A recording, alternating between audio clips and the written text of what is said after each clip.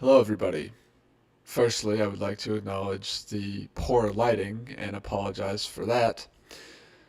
Secondly, I would like to express that I have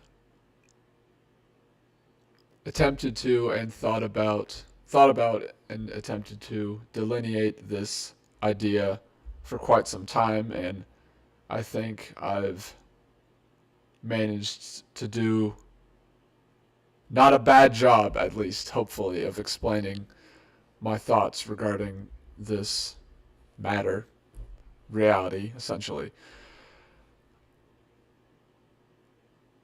I'm sure there are things that I didn't think of,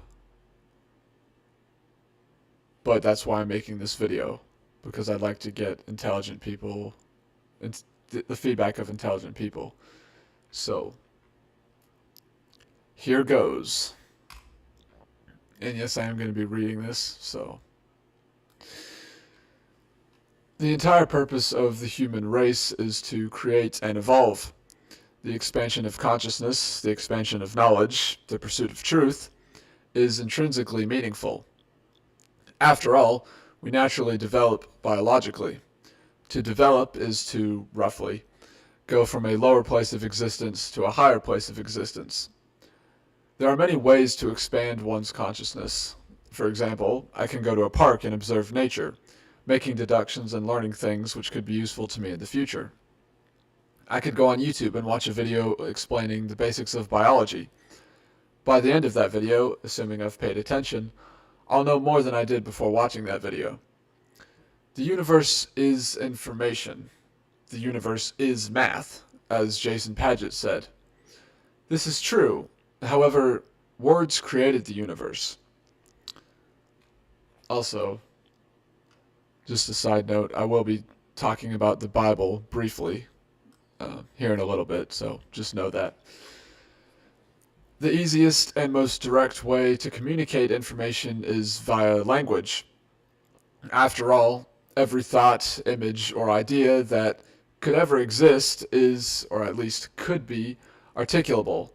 Perhaps not completely, but at least partially. Becoming eloquent is extraordinarily useful, G-loaded, because the better we can explain our thought processes, or even the thought processes of another person, the better we can expand our individual and collective consciousness. The more information a person has, the higher the probability for a creative idea to occur within that person's mind. In other words, the more expanded someone's consciousness is, the greater the potential to create. This truth is reflected in the Bible. God said, "Let there be light, and there was light." Genesis 1:3. "Let us make man in our image, after our likeness." Genesis 1:26. "In the beginning was the Word, and the Word was with God, and the Word was God." John 1:1.